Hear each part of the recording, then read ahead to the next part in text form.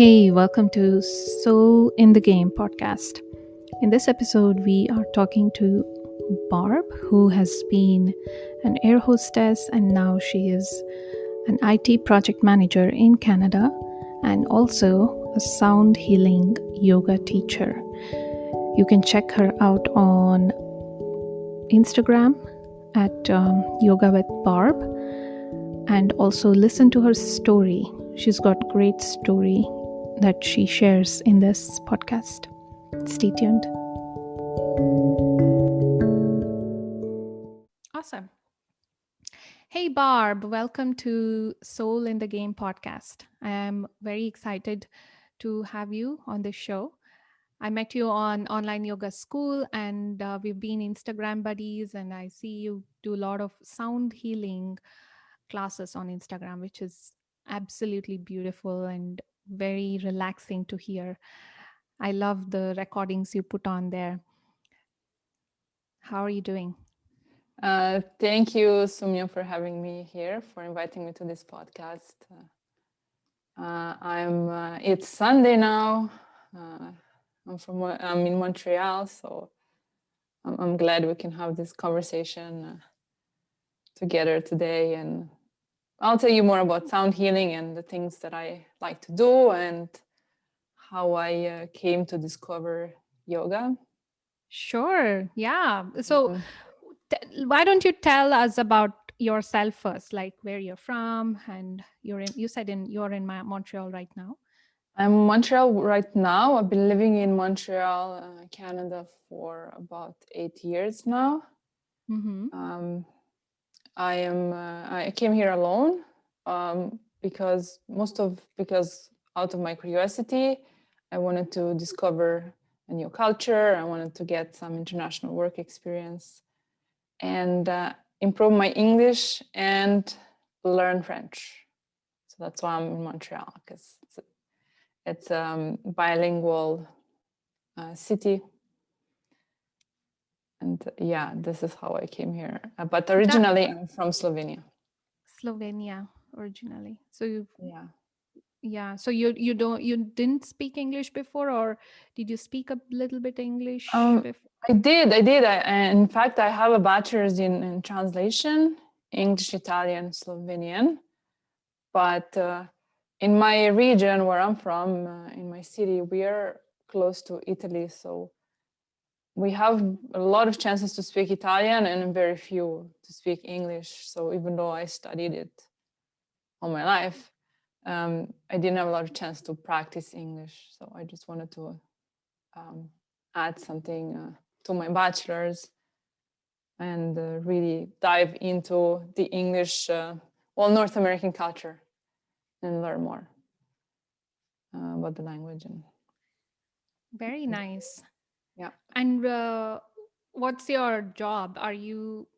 You're not just yoga person, right? You're also doing your day job, which is I'm a IT project manager. I work with developers on some e-commerce websites for a Canadian company. I work remote. I was hired remote 8 months ago. I have a really good work environment. The developers are all super nice bosses as well. And I actually get to teach yoga twice a week there. That is so cool. So you're saying you're an IT project manager and you also teach yoga to your coworkers. Yes. So that's a very nice intro to this, I think, to our conversation, because I'm also into IT and I have been in developing softwares and also managing products. So being an computer in front of computer all the time, I felt my arms hurt or my back and shoulders hurt. So for you, being also a yoga teacher now, how do you bring this conversation for somebody who is not aware of their body or inflexible or not being flexible enough, feeling the Yeah. tightness everywhere. So initially, how this project was born, I was thinking I want to teach yoga to my colleagues, but I wasn't very sure if it was the right thing to do. So I didn't say anything. I just spoke to my boss one day, but we didn't really decide anything. And then a couple of months later, one of the bosses told me, you should really teach yoga. And so I said yes, but I named it Zen time, just because sometimes people associate flexibility to yoga. So I didn't want that, because a lot of people, when I talk about yoga, they say, oh, I'm not flexible, I can't do it. So I said, this is going to be a space where we're going to practice mindfulness, and with that also some yoga poses. So I called it Zen time, and it's on Tuesdays and Thursdays, around 30 minutes. And it's mostly men software developers. So I was pretty surprised that they were really open to meditation and breathing techniques and yoga. So they are very mindful, let's say. They're very Zen as software developers, because like some usually how people see software developers is more, the introverted type, doesn't move a lot, doesn't, it's all in the code, But this company is something special, and there's really nice people. And so we come together at lunchtime, we practice 5 minutes of meditation, and then yoga techniques, yoga poses, actually. We That's do amazing. I mostly do like upper back stretches, neck, back release, some warrior poses. That's cool. So you do that 2 days a week, right? Yeah, 2 days a week.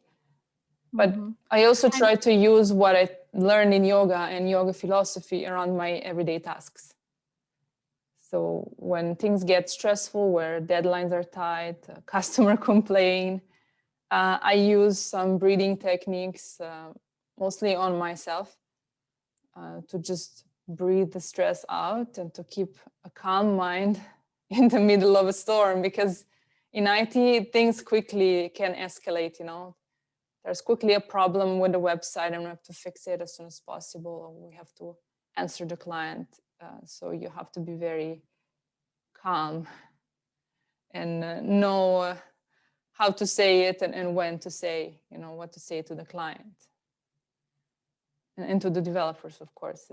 I'm taking care of the developers as well, but I don't see myself as a manager. I see myself more as, guiding them and supporting them and bringing them everything they need so they can do their work. Yeah, that's awesome, Barb. What's your biggest challenge, like working with? You said they were mostly men, and whenever I have been to yoga classes, it's more female which are drawn to yoga.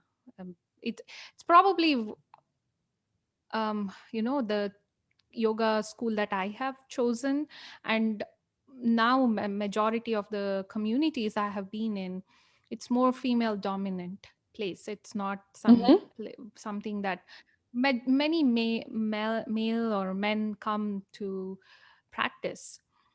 Is it something that what do you see, what do you hear from them, as because you're working teaching them, right? Why is it barrier?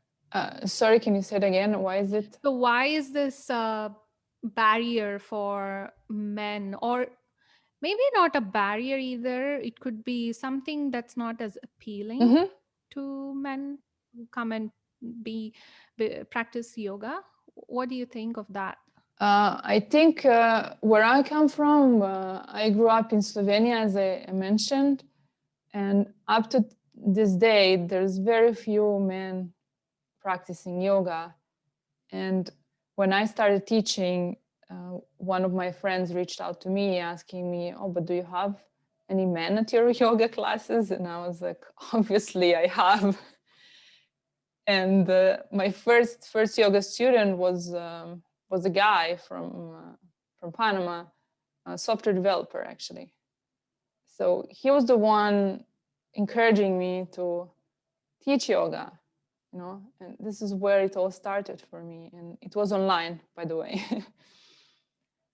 So he was my programming mentor.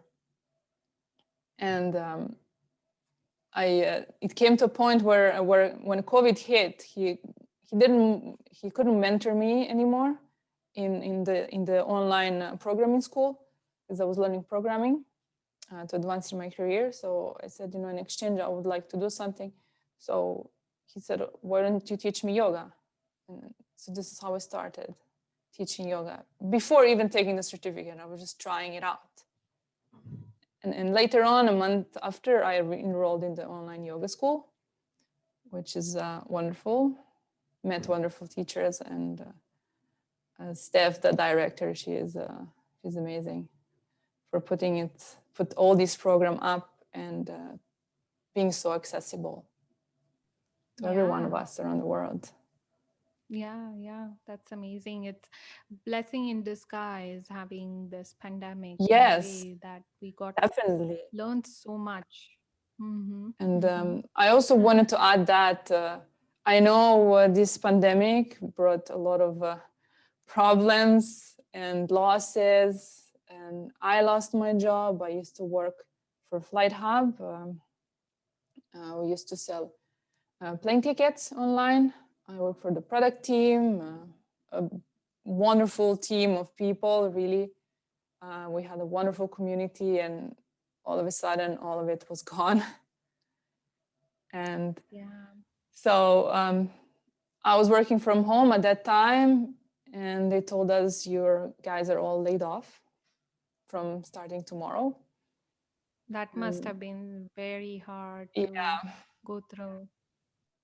But I was mentally trying to prepare myself for this to come. So it wasn't a tragedy in itself. I didn't want it to be. I didn't want to be a victim of this circumstance. So I said, "You know what? I'm going to keep my schedule, a routine, waking up early, starting tomorrow." And then tomorrow came. And the first thought I had in my head, I want to do yoga. And at that point, I haven't done yoga for maybe years, but this is the first thing that came to my mind. So I started. That's it. And then I never stopped since last year. Wow. Which month was it, Barb? It was at the end of March. I believe it was March 26th. I think I remember the exact date when this happened. So, wow, and it's almost a year now. yeah, almost a Right? year. Almost a year. But Wow. Yeah. So, okay, let's talk about teacher training now. yeah. So you are 200-hour certified? Yes.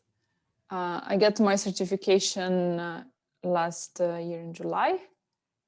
I'm looking to do the 300-hour as well this year at some point. But yeah, I'm still following the classes in the online yoga school, with this amazing teacher, Stephen David Urban. I love his classes. So even though I graduated, I still find a lot of value in the teacher, in the group training sessions. So Yeah, Stephen is very yeah. good. Right? And Yeah. I believe as yoga teachers, we always need to learn, keep learning, keep refining our craft.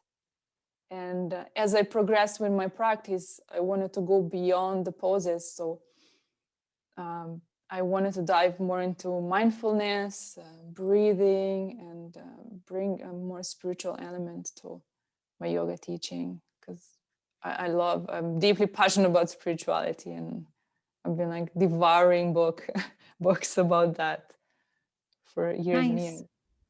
What books do you read? So right now I'm reading a book written by Ram Dass. It's a commentary about the Bhagavad-Gita. It's called, I don't know, I don't remember the title exactly, That's okay. but That's fine. Okay. it's And about the you like it. Bhagavad-Gita and the teachings and his view on them. Um, and if not, also I'm reading also the Bhagavad-Gita and lots Oh of other wow. books. I like books of Robin Sharma as well. I like his books. I'm reading a book about soul and soul searching, you know, soul plan and everything that's around the soul, which is by Rebecca Campbell.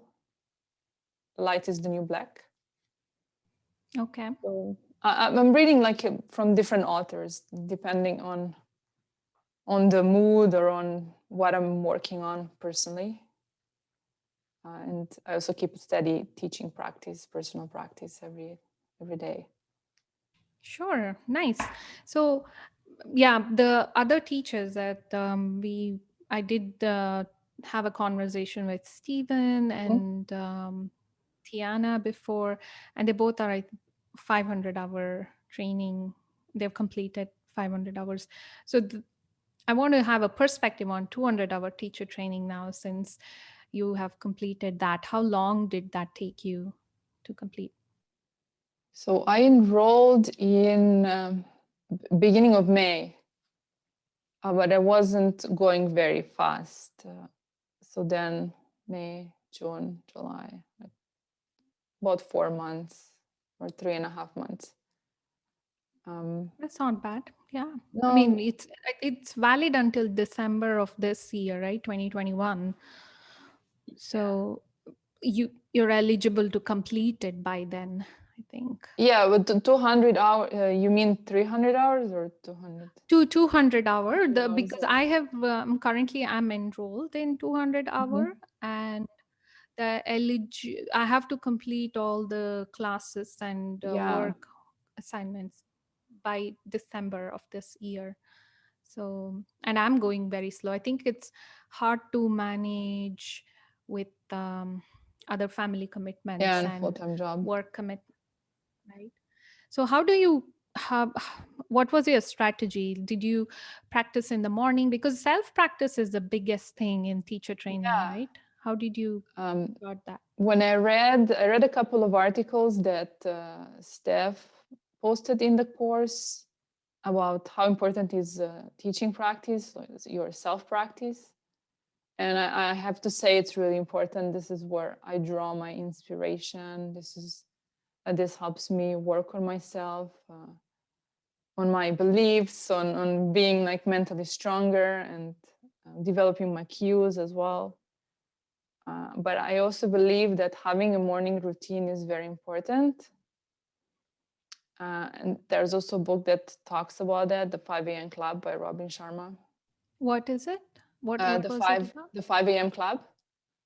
No, no, not the book. Uh, The morning what? Morning What did routine. you? Yeah. Oh yeah, morning routine. So it's really important that when you wake up, you open your eyes, you don't reach for the phone right away. That's super important. It's super hard to do. Um, so I wake up while I'm still in bed. I just like I sit up and then immediately meditate. Sometimes it's 15 minutes, sometimes it's half an hour. I love meditation and I got a lot of benefits from it, and I believe it's a game changer. So I do that every day. After that, I I journal a little bit. Basically, you write maybe some thoughts that came up in meditation, something inspiring, or write an Instagram post, let's say, that's inspiring. Because I also love to write about spirituality, blog about spirituality, and things that I've Mm-hmm. learned. Because I think it can benefit to someone, and just I don't want to keep it for myself. I would love to share what I know and what I've learned. Yeah, because I think when we share, no matter who is reading, if even if one person is reading and Mm-hmm. if they are going through something that really resonates with them at that second, at that time, I think that is huge. Yeah. Just with one post that we take time to put on Instagram, right? Yeah, and then I've been working on self-development or personal growth since I was 20 years old, and up till now, I read a lot of books, and now I kind of finally felt confident to write about it and about what I'm inspired. And I also wrote 6 poems. They're called Poems of the Light. Oh, Yeah. They came out from nowhere. I never wrote poems in my life, but one afternoon, uh, after I took a break from work, I took a couple of days to really recenter and go inside and look for some answers that I needed to hear, I guess. Uh, then this creativity came up and I felt the urge to write. So I wrote those 6 poems. I haven't published them yet. Actually, one it's published on Instagram on my Yoga with Barb. It's called, that's awesome. yeah, it's That's called Shine amazing. Bright. So these are poems of light. Awesome. And Nice. yeah, Yeah. And so yoga has clearly brought a lot of positive impact yes. on you, right? And as a teacher now, when you completed teacher training, why do you think you need 300 hour? Why is there something that is still missing, or you think you need to learn more? What's the thought behind that? Well, I'm a person who loves to learn. And I came to a point where I'm working on refining my practice. And also, a couple of months ago, I started doing meditation lives on Instagram and YouTube on Mondays and Thursdays. And right now, I'm looking for some more inspiration, for some more impact, let's say, and bring more value to the people. And so the 300 hour, I know that there's advanced meditation techniques that I would like to dive into. And also there's kind of, I think there's more yoga philosophy around which I want to structure my lessons and classes. So there's a lot of things still to learn. And I can't wait. It's just my time. I have a full-time job, so I kind of need to see when am I going to start. You know. Yeah, it is challenging juggling with so many things going on. Yeah. So let's talk about a bit of self practice. Yeah. You you have I something wanted to else? regarding the morning ritual. Something I also wanted to add. It's which is Sure, go ahead. Yeah. everybody says it. Practice gratitude. So I found this really important. So this is also one of my morning practices, rituals. I open my eyes and just think about things that I'm grateful for, like my health, like the fact that I'm in a safe place, that I can breathe, I have food. Just that these things can have a positive impact. And if you start your day right, then you're going to be calmer. And then also do yoga practices, some stretches before starting work.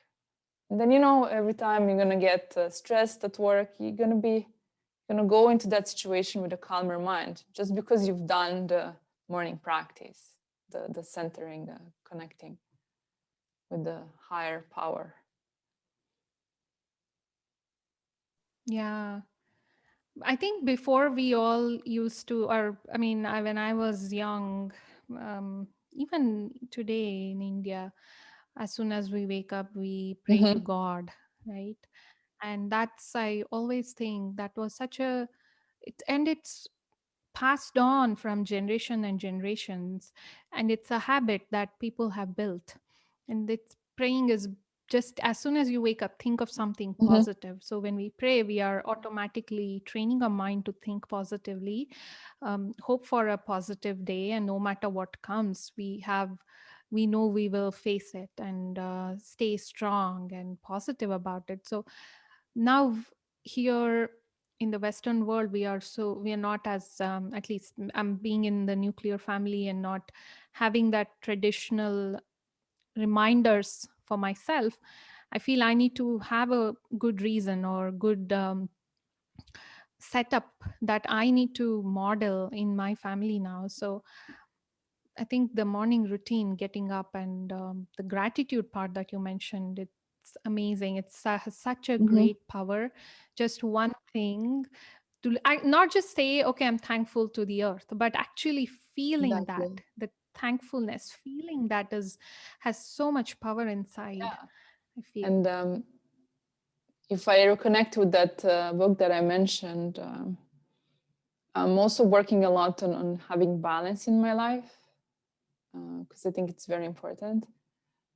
And so, one of the techniques that Robin Sharma explained, one of his principles was to work on the four interior empires, which is the heart set, soul set, health set, and mindset.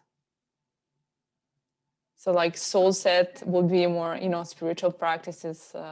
Heart set, practice self love. I would say, self love, unconditional love towards yourself and others. Health set, obviously, workout. Maybe even if it's 15 minutes, 20 minutes in the morning, your body's going to release endorphins. You're going to wake up naturally without needing coffee, you know. And health set also the lifestyle you lead, the food you put into your body, these are all important components. But in the Western world, the tendency was to forget about, soul set, heart set. It's mindset all the time. And so what I want to reach with my yoga is for people to realize that there's a soul that we need to nurture, and there's a heart that's highly intelligent more than our mind. And so I would like to send this message to everyone. I would like to really feel it through my yoga practice. I love that, Barb. I Yeah. really, really love that. Mindset, I think, is one of the biggest term we hear all the Yeah. time, everywhere, right? For success mindset. And we never, we ignore heart set, soul set, health set, and they're amazing. It's just a great reminder. We also have other parts in our bodies that we need to pay Yeah. attention. we have uh, we have this energetic body which is very intelligent, and we need to nurture it. And I was a lot in mindset. I was working a lot on mindset, reading books about that until I stumbled upon this concept sometime, I think a year and a half ago, in a podcast. While I was going to work, I was like, four interior empires. This really resonates with me, soul and heart, Where did we leave them all these years? Yeah, yeah, that's, and I think you can also connect with the Bhagavad Gita chapters, Yes. which is more says the story told in a more traditional way with Oh, yeah, mythological, I love that. characters. Yeah, yeah, characters You in can, the it's Bhagavad so Gita. So relatable to modern times, the struggles that Arjuna, you know, goes through mentally, and then Krishna, his teacher. this is so Ramdas nice. says, yeah, Uh-huh. and Ramdas says we need to read the Gita 3 times, each time from a different angle. Yeah, the even Stephen was talking about Mm-hmm. the same topic the other day, and how it has had a huge impact on him. I feel Yeah. like almost making a story on Bhagavad Gita, one of Yeah. the just a discussion on that. That will be amazing, and not from people from India, but people who are not, who didn't grow up there, because it's giving a different perspective. when I hear from you or when I hear from Yeah, Stephen, totally. what Like you think about. we're like we were born in the Western culture. I don't know how are things in India, for example, in the East. How is the Gita perceived? I would love to visit, that part of the world. Although I've been there, but I didn't quite, wasn't quite there. Just FYI, I was a flight attendant, so I had a lot of flights to India, but I just made it to the airport and then back. We didn't stay there for a layover. So Oh, that is wow. something I You've would like been to a do flight as well. attendant. Yeah. Yeah, I That's was in Dubai. awesome. I was in Dubai for a year, flight attendant. Been to a lot of places, a lot of continents. Amazing experience. Learned a lot, opened my eyes to new perspectives.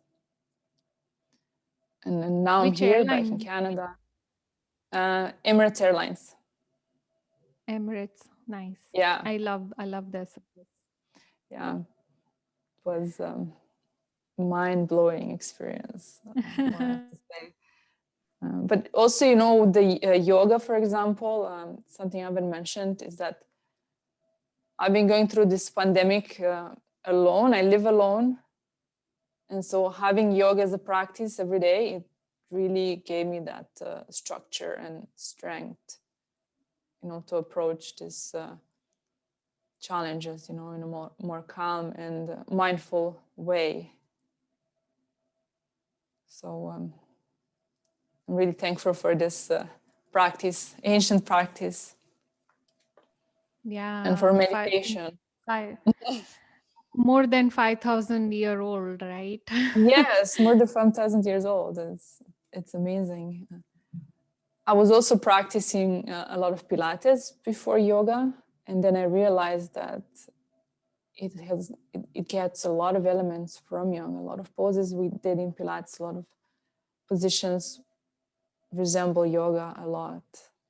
So I guess I practiced it for a long time. I just didn't see the connection. Yeah, yeah. Now yoga is like very popular now because of not just the body part, but it's the mind part that it is connecting to, which is ignored by all other, I think, exercise Yeah, yeah. routines that we follow. That's, Like yeah. Pilates comes close to it because it's a lot of breathing techniques with the poses, but then Mhm. there's no spiritual component, which is what attracted me to yoga even more. Right, right. So, what is your how long do you spend as a self practice? What's your routine, yoga routine? Depends on a day, um, because right now I'm helping a friend establishing a workout routine. So I'm kind of her accountability buddy, but at the same time, I get a lot of benefit from it as well.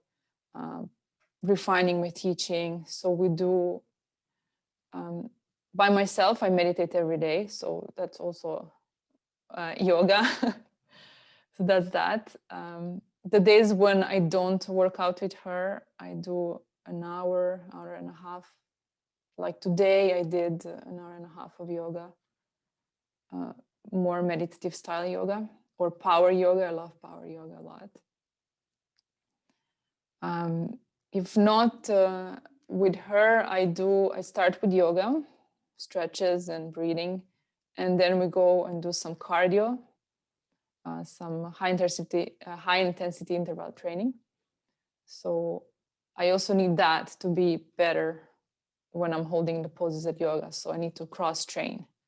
This is also a principle that yoga teachers need to. That was suggested by the program, the online yoga school, to cross train as well. So we keep our muscles strong, don't overstretch tendons and joints. So that's very important, especially for me. I had a really bad knee injury when I was 13. I cannot, up to this day, I cannot really run. I can do like 100 to 200 meters, and then my knee is gives me problems.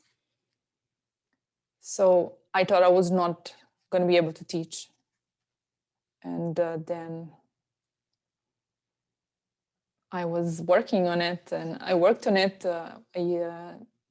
I met a kinesiologist at the park, where I was teaching yoga, and I told him about it, and he gave me some exercises, and I do those. I do a lot of strengthening around my knee, quads, and all that, and this has helped me tremendously with that knee injury, because I lost almost 1 centimeter of cartilage between my kneecap.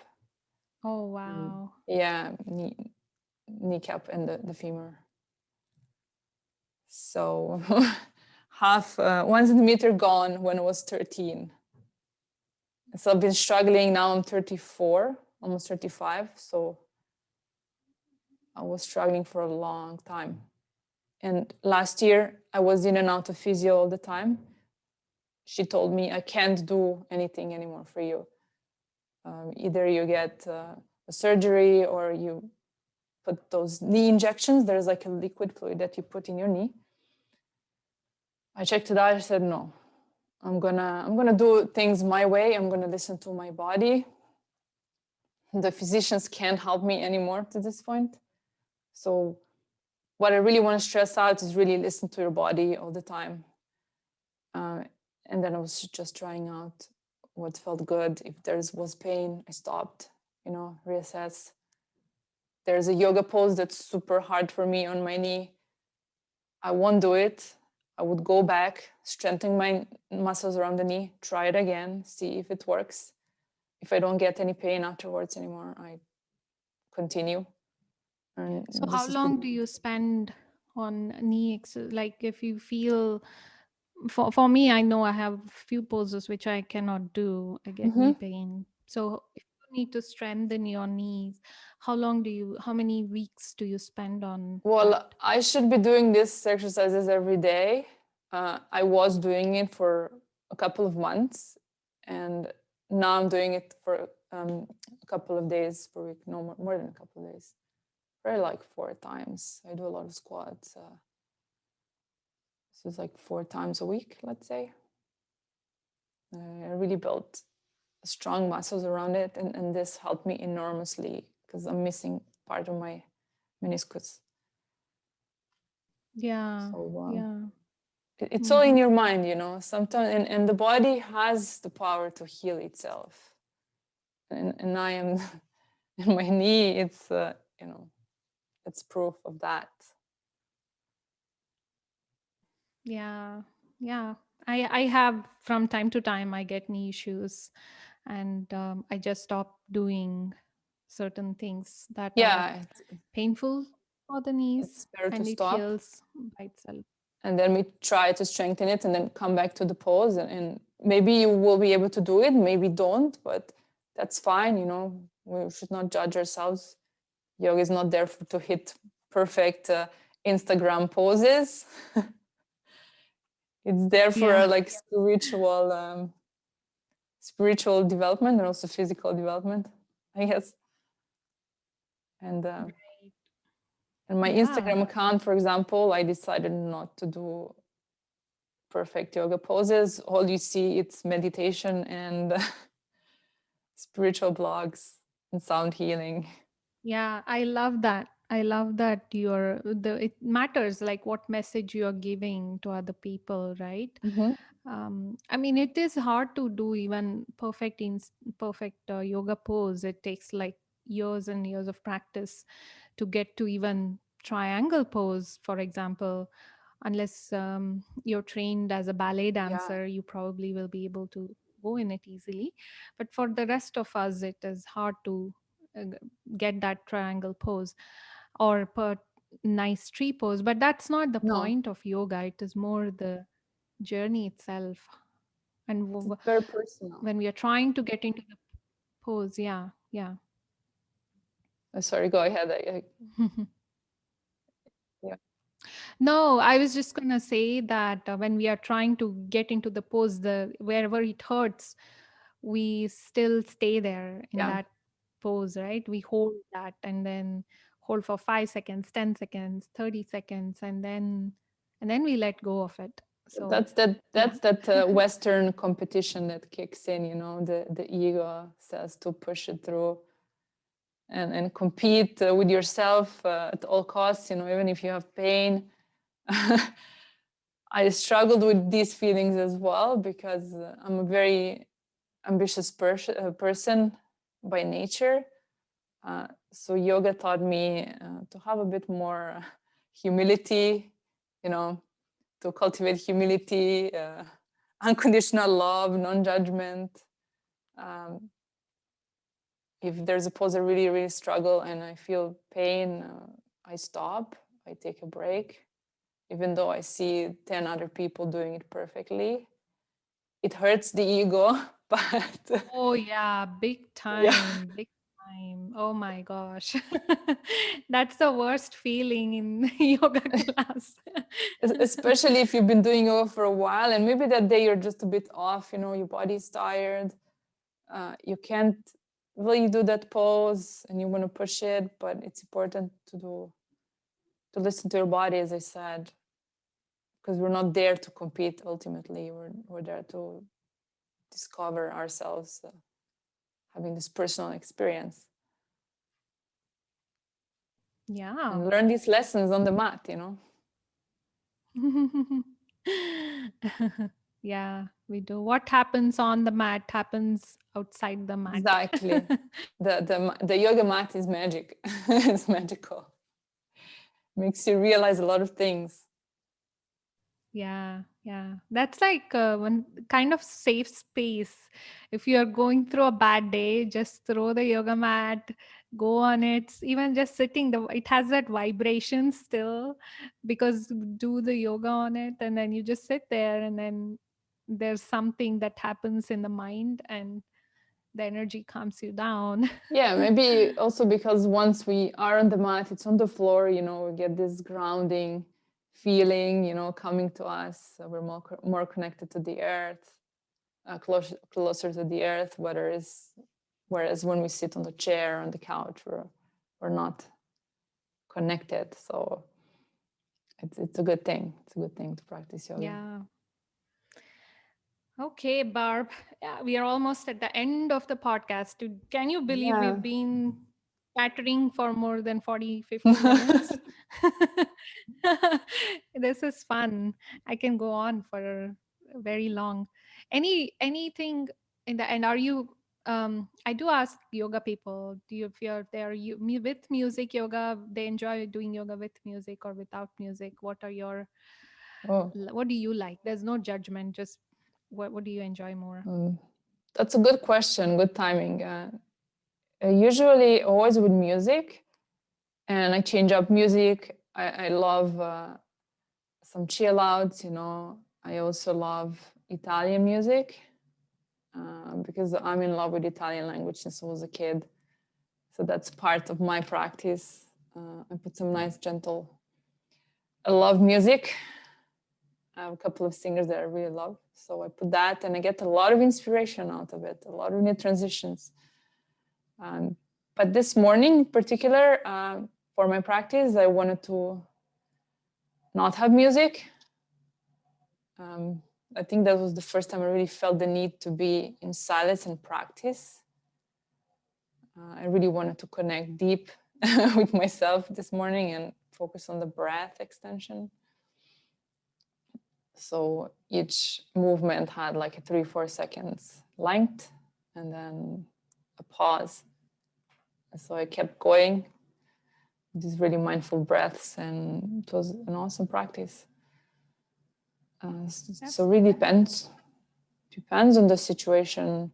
On Zoom, music doesn't work really well, so when I teach, it's silence.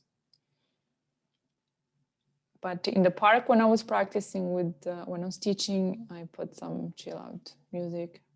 Koala Carlos is one of the good ones. I even put his music in my yoga trailer on YouTube. Oh, He, nice, nice. Koala yes, yes. Carlos. I'll look up. Yeah, he's one of the good ones. And I asked him, can I put your music? He said, yes, I'll send you the file. I just DM'd this guy. I didn't even know him. I needed some music for my video. And then he drops me his last single in my Instagram inbox. That's awesome. And then I heard it. I said, that's it. That's what I want. And I asked him, and he said, yes. Sometimes you just need to ask a stranger. He is a complete stranger. I don't know him. But I just asked, and I got this amazing music on my That's YouTube so cool. channel. Nice, Barb. So, if listeners want to get in touch with you, do you have your Insta page name? Yeah, Instagram It's yoga. page, Yoga with Mhm. Barb, all in small Okay. caps together. Hmm. And same on YouTube, Yoga with Barb. Okay. I have meditations weekly on YouTube every Thursday, 9:30 p.m. Eastern. There we meditate, and then we do a little meditative yoga practice. Poses before bedtime. And then on Mondays, I have Instagram Lives, sound healing, 8:30 p.m. Eastern.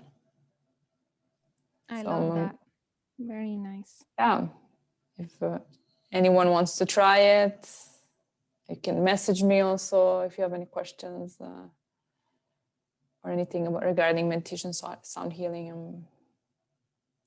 I did training in meditation. I forgot to say that before, like 10 years ago. I took this Wow. class with Buddhist monk, an ex-Buddhist monk. It was amazing. But I thought I would never use it. And then 10 years after, here I am doing meditations on YouTube. Wow. You have a super diverse background, and I feel, I think that's what connected me to you. That's having this diverse background and interests, and and yoga, of course. Yeah, So, yeah, thank you for coming on the show. I really you. appreciate it. Thank you so much for inviting me, and keep the awesome work that you do with the podcast, because we need more people like you, to send the Yeah. message out there in the world and inspire. Thank you, Barb. Thank you.